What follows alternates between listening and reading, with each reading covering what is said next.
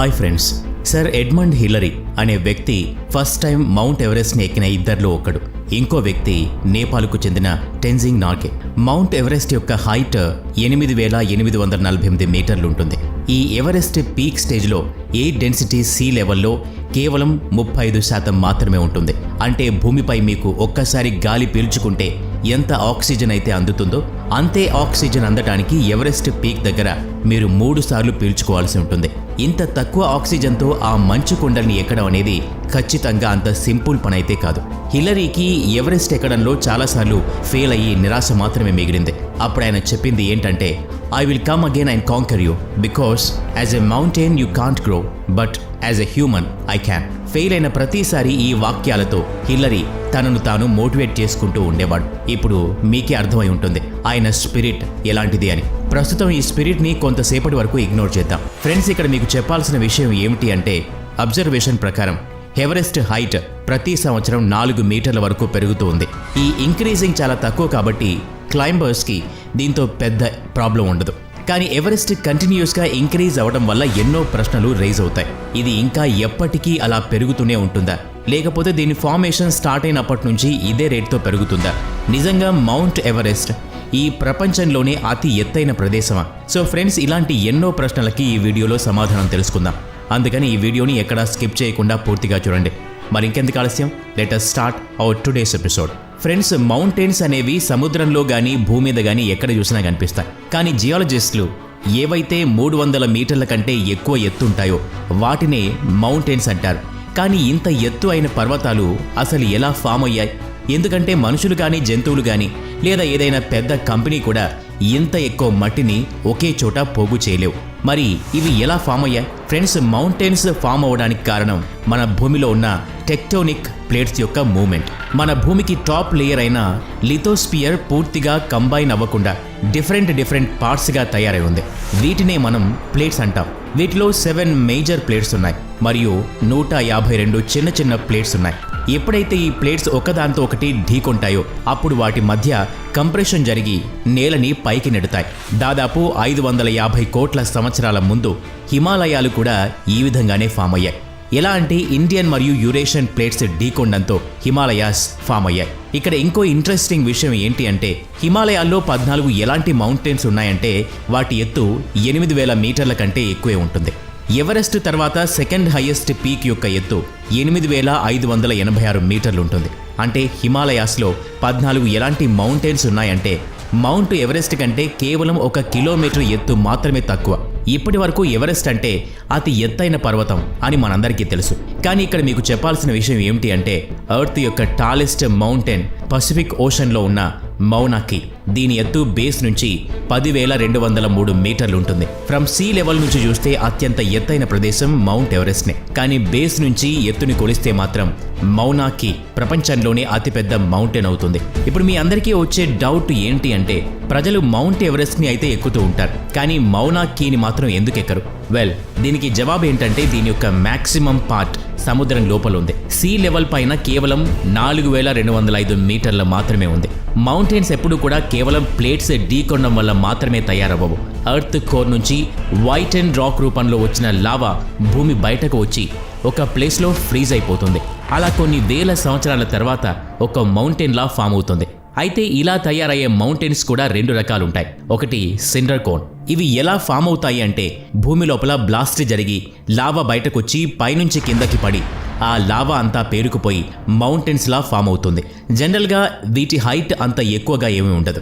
ఇవి దాదాపు 366 మీటర్ల ఎత్తు వరకు ఉంటాయి. టెక్టోనిక్ ప్లేట్స్ వల్ల ఇంత ఎత్తైన మౌంటైన్స్ ఫామ్ అవడానికి లక్షల సంవత్సరాల సమయం పడుతుంది.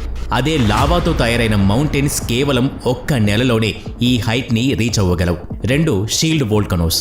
ఇవి చాలా స్లో రేట్తో ఫామ్ అవుతాయి మరియు వీటి లోపల నుంచి థిన్ లావా ఫ్లో అవుతూ ఉంటుంది. అలా ఒక్కసారిగా బ్లాస్ట్ అయ్యి ఆ లావా బయటకు వస్తూ చాలా పెద్ద మౌంటైన్స్గా ఏర్పడుతుంది. అలాగే వీటి హైట్కి సిండర్ కోన్ వోల్కనోస్కి ఎలాంటి కంపారిజన్ కూడా చేయలేం. ఎందుకంటే ఇవి 8,000 మీటర్ల కంటే ఎక్కువ ఎత్తుండొచ్చు.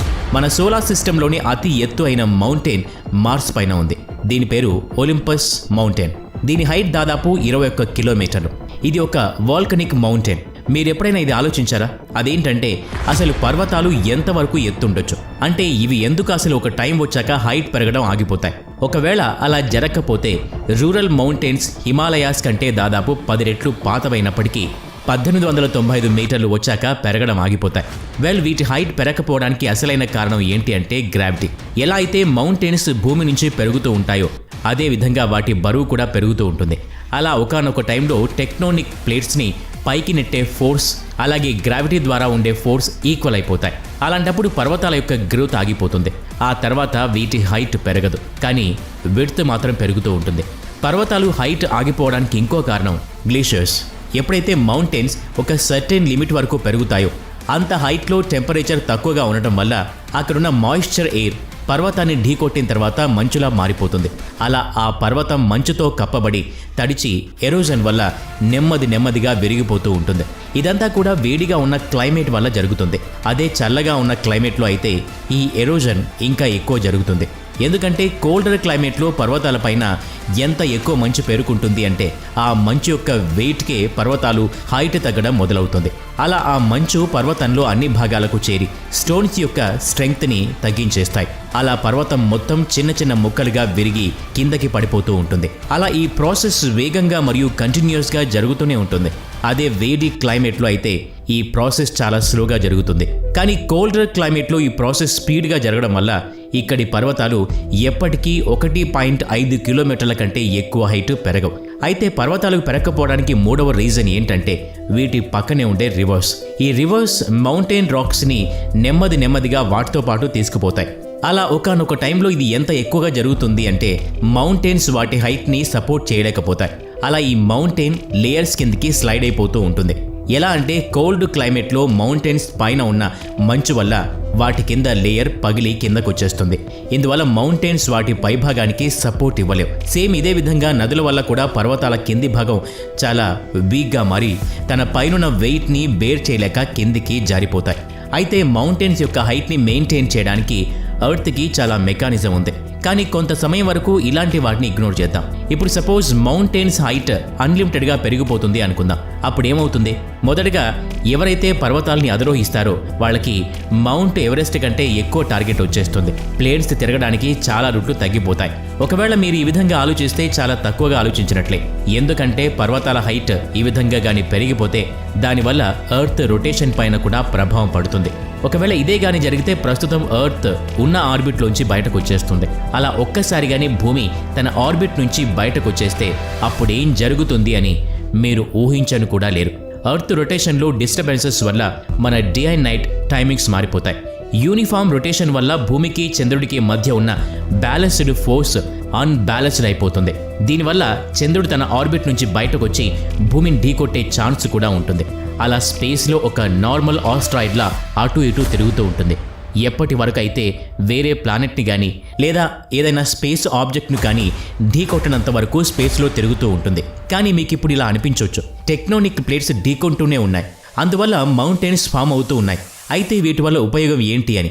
కానీ ఈ భూమి మీద ఉన్నది ప్రతిదీ కూడా ఈకోసిస్టంలో ఏదో ఒక రోల్ ప్లే చేస్తూ ఉంటుంది. ఈ భూమి మీద ఏదైనా కూడా కారణం లేకుండా జరగదు. అందువల్లే మౌంటైన్స్ కూడా వాటి కర్తవ్యాన్ని అవి నిర్వర్తిస్తున్నాయి. ఒకవేళ సడన్గా పర్వతాలు మాయమైపోతే సముద్రం నుండి వచ్చే తుఫాన్లను ఆపడం చాలా కష్టమైపోతుంది. మరియు పెద్ద తుఫాన్లు రోజు కనిపిస్తాయి. అలా కొన్ని రోజుల్లోనే భూమి పూర్తిగా నాశనం అయిపోతుంది. సో ఫ్రెండ్స్, ఈ వీడియో గురించి మీ అభిప్రాయాన్ని కామెంట్స్ ద్వారా తెలియచేయండి. వీడియో నచ్చితే లైక్ చేయండి, షేర్ చేయండి. ఈ వీడియోకి మేమిచ్చే aim 8K likes. Make it fast. అలాగే మన ఛానల్ని సబ్స్క్రైబ్ చేసుకుని పక్కనే ఉన్న బెల్ ఐకాన్ని యాక్టివేట్ చేసుకోండి. Thanks for watching.